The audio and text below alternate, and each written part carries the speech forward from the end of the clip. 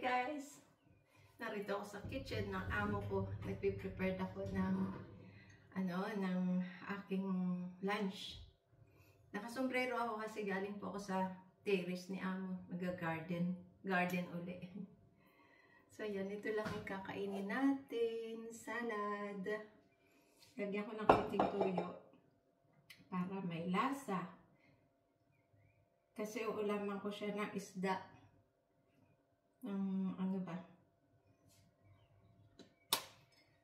Nagparito ako ng isda. So kasi medyo may lasa. Tuyo yung aking nilutong salad. Pasta lang naman ito guys. Pasta. Tikman natin kung tama na sa alot.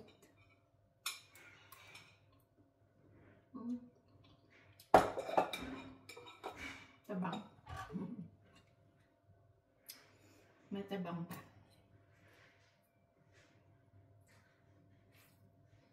Yan, kami na yata. Ready ko itong aking isda. May fish. Aray ko yan. Mabigat. Mabigat pala yun. It's heavy. Heavy. So, lalagay natin ito sa isang pinggan na.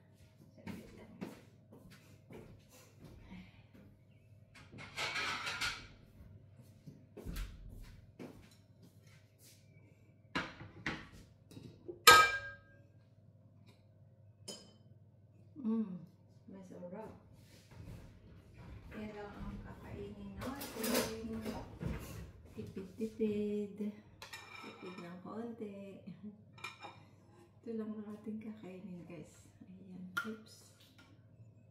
Itong sardines kasi ito ay may omega, collagen, natural na collagen. At ayan, inano ko lang siya.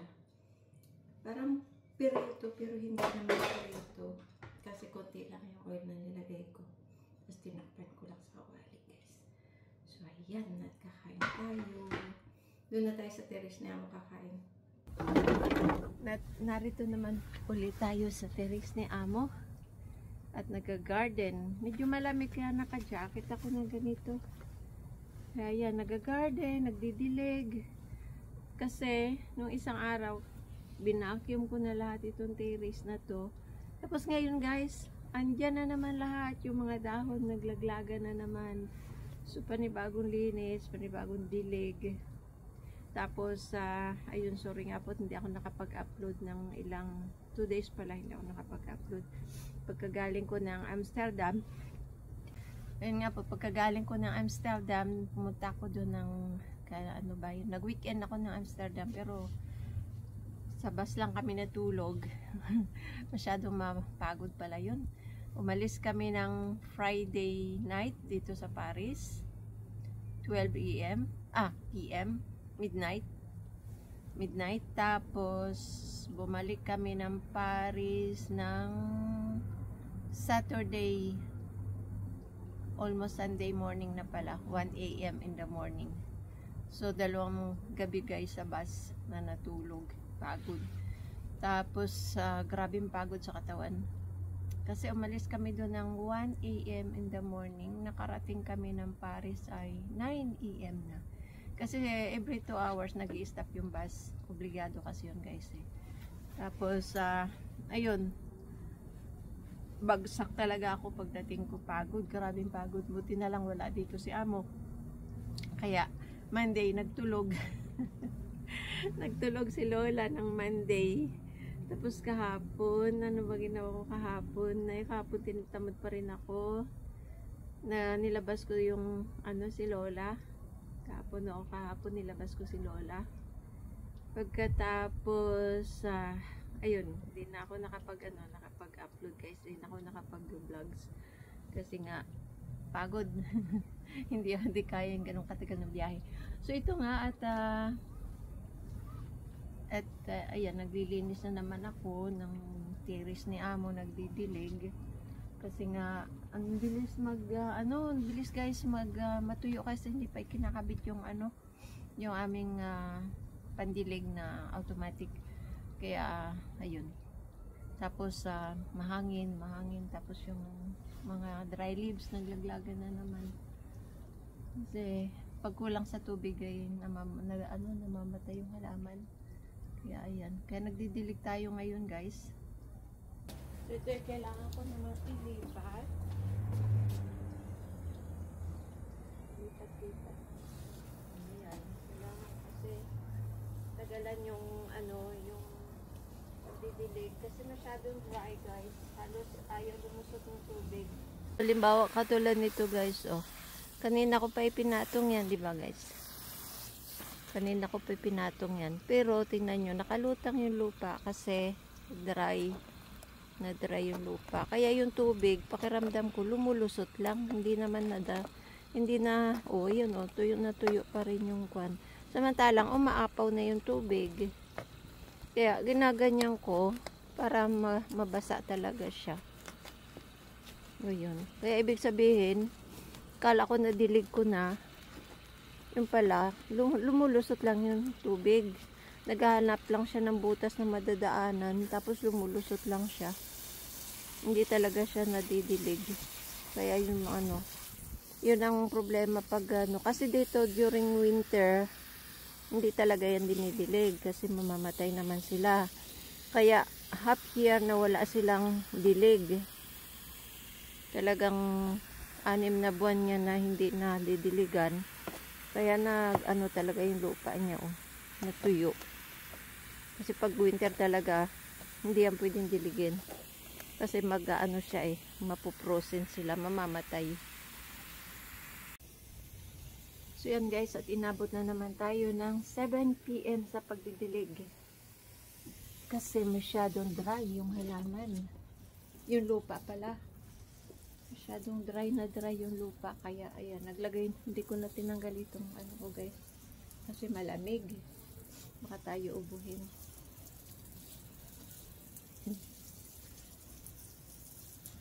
Wala. Ito yung sasabi ng friend ko, Shine Man na. Nakabulol yung pangalan niya eh. Ni Shine Man. Shout out to you. Yeah, last time you were asking me if I work also the other side. Si je travaille dans l'autre côté. L'autre côté d'appartement. Oui, j'ai travaillé l'autre côté à l'époque. Parce que c'était à ma patronne à l'époque. C'était à ma patronne. Son patronne, elle avait 1000 mètres carrés au appartement ici au 8e étage. C'était ça, tous à elle. C'est 1000 mètres carrés. Donc c'est pour ça. C'est pour ça que je travaillais là aussi. C'était à elle. C'est pour ça une porte. Donc, dans ce côté, il y a 2 appartements. Parce qu'au 8e étage, il y en a 3 appartements, c'est tous à elle. Donc, itong 8th floor kasi dati guys ay 3 apartment lahat sa amo ko. Donc, moi, j'ai commencé de travailler pour elle en 1998. Et j'ai fait que le ménage pour la 1000 mètres carrés. Il y avait une cuisinière, un chauffeur, jardinière et les gens qui nettoient les carreaux. Moi, c'est que nettoyage. Kasi noong sa amo ko pa yung 3 apartment, nung hindi niya pa binibenta, 1998 yun guys, nag-start ako. Puro ako cleaning lang kasi ang laki nga, 1,000 square meters, tatlong apartment, avec la terrace, kasama na yung terrace dito. Kaya yan, lampasan yung dati. So, 1998 ako nagtrabaho sa amo ko. Kasi commencé 98, 1998. Et puis après, la patronne, elle a vendu l'autre côté, les deux appartements, 2021. Oui, 2021, quand elle a vendu. Donc, nung nabenta ni amo yung kabila ay 2021. Non, n'importe quoi, je dis que n'importe quoi. 2001. Sorry. 2001. Ulala, je suis grave. 2001 nung binenta ni amo yan. Ula, je suis très grave. Pourquoi je dis 2021? 2001 nung binenta ni amo yan, 2001. Non, parce qu'il y a longtemps que les partis en Suisse, la patronne. 2001, 2001. At, sorry ha, parang last vlogs ko ay sabi ko 2021. 2001 po yun, 2001. Nung binenta ni Amo, tapos ang natira na lang ay isa na lang. Nabenta niya yung dalawang malaki yun eh. Kasi kaya lahat sa kanya nitong 8th floor ay kaya lampasan yung ano, lahat yan nililinis ko. Donc, une fois qu'on l'était vendu, le patron il est parti en Suisse. Nagpunta na sa Switzerland si Amo. Doon siya nag-residence. Tapos ako na lang naiwan dito. Après, une fois qu'il est parti en Suisse, bah, il a licencié les autres personnels. Et puis, ako makireste. Voilà. Ako makireste. Après, je garde ses parents. Parce que la patron est là. Je garde ses parents. Ako yung nag-alaga na sa mga parents niya once na wala na siya dito. Sorry, nalabas ako. Nung umalis na siya dito, guys, kasi kukunti na trabaho ko dahil lumiit na itong apartment. Ay.